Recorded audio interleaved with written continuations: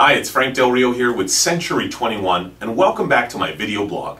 Today we're going to talk about something I see happening a lot in today's market, and it's actually the mistakes that I see buyers make day in and day out when trying to purchase their next home. I'm also going to give you some great tips on how to win the competitive edge when buying your next home.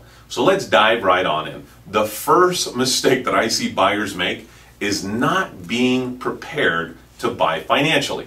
Now, I know this probably sounds silly, but you know, we have buyers that they haven't spoken with a mortgage lender yet. Maybe they're using the online calculator system that you can find on any free internet real estate site.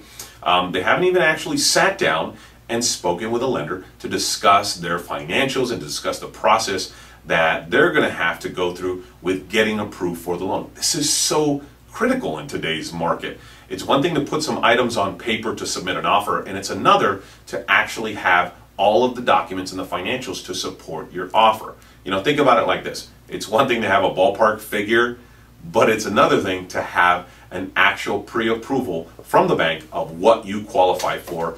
More importantly, the person you're making the offer to, they can also see that you're qualified for the amount that they're up for sale at right now. The second mistake that I see is that the buyers, they really haven't been properly educated on the market. You know, what the absorption rate is, what's the difference between a standard sale and an institutional sale. Once you're in escrow, you know, what's the length of time that you have to remove your contingencies, which service providers are involved on the buyer side of the transaction and are also involved on the seller side of the transaction, and how that has a direct correlation to your transaction. And most importantly, who your competition is right now. You know, are you purchasing just from first-time home buyers alone? Are you competing against investors, cash buyers, conventional buyers, VA buyers, you name it? You need to know who you're competing against so that you can position yourself properly. So just being educated on the market is one of the biggest mistakes that I see a lot of buyers have today, unfortunately. The third thing, believe it or not, it's one of the biggest mistakes that I see, and it's as simple as not communicating with yourself and with your real estate agent. What I mean by this is, you know, some folks really don't know what they want. They're just kind of out there looking at homes, and until they decide on what their real needs are, then they're really going to be in somewhat of limbo out in the marketplace, just looking at homes and making offers. So you want to know what you really want. More importantly, you want to communicate that to your real estate professional so they can go out and find it for you, right? I mean, that's what they're working for, is you. So you want to make sure they know what you're looking for. And so those are just some basic mistakes that I see a lot, especially from handling a tremendous amount of listings that we sell from other buyers, and then of course handling a number of our own buyer sales with our buyers once we receive them from incoming calls or our websites or just the advertising that we have out there in the marketplace, asking them a few questions to kind of see how we can guide them and help them. We come to find out they've been making a lot of mistakes prior to meeting with us. So I've created some competitive edge tips that our buyers follow so that we can position them to make sure that they're getting the home that they want versus the competition out there. So the first one, and these are of no order of importance, but the first one is, believe it or not, creating a personal touch with your offer. You know, really a story so that we can hopefully have a connection with the seller regarding the home. You know, in most cases, when you have a personal touch to the offer, it can really enhance the negotiations for yourself in getting the home. I'll give you a perfect example. I had a buyer client of mine. She was a single mom with 2 kids. We made an offer on another property, and that seller just happened to have 3 other offers. So there was 4 offers that were being negotiated. We created a personal story about our buyer being a single mom, having 2 children, working her tail off to just have a piece of the American dream, which is home ownership.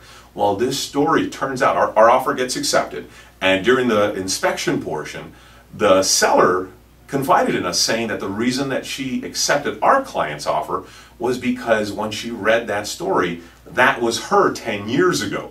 She was a single mom with her child, and this was her home, her nest egg for her children. Now that mom was moving on, and she was gladly to give the deal to my client, which, by the way, my client offered asking price and got some of her closing costs paid for. So it wasn't like she went over and above the asking price and was, in some type of bidding war. That personal touch really helped her out.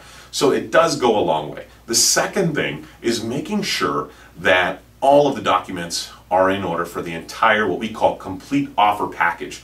This means we're going to have a copy of your good faith deposit, your proof of funds, your credit scores, a pre-approval letter, and your personal touch letter. This is so critical because for our own listings, we get offers all the time. And believe it or not, the agents submitting these offers will send us a written offer, but they won't send us a copy of the proof of funds showing their down payment money is in the bank somewhere. They're not showing us the credit scores. More importantly, they don't even have their pre-approval letter. So all of these items can take a time lapse in your negotiations, and then another buyer can swoop on in who has everything and actually get the deal. You don't want to have that happen, so we make sure our clients have everything in order. The last and final thing is strong communication for the home buying process. With over a decade of experience, I'm going to go over all of my first-hand knowledge, share with you all of the tips and techniques that I've experienced after selling and helping buyers and sellers sell many homes. So we're going to look at the competition. We're going to look at the absorption rate. We're going to look at what to expect, the difference between standard sales and institutional sales, and how that whole system operates there, so that you're 100% informed and able to have the competitive edge in buying your next home. I hope this information was helpful for you today. If you have any questions, if you or maybe someone you know is thinking about buying a home and you want to talk about some competitive edges that we can position you for your next purchase, give me a call at 626-780-2705 or shoot me an email to frank@frankdelriossells.com, and I'll be more than happy to go over your situation and how we can help you. Thanks again for stopping by. Until next time, have a great day.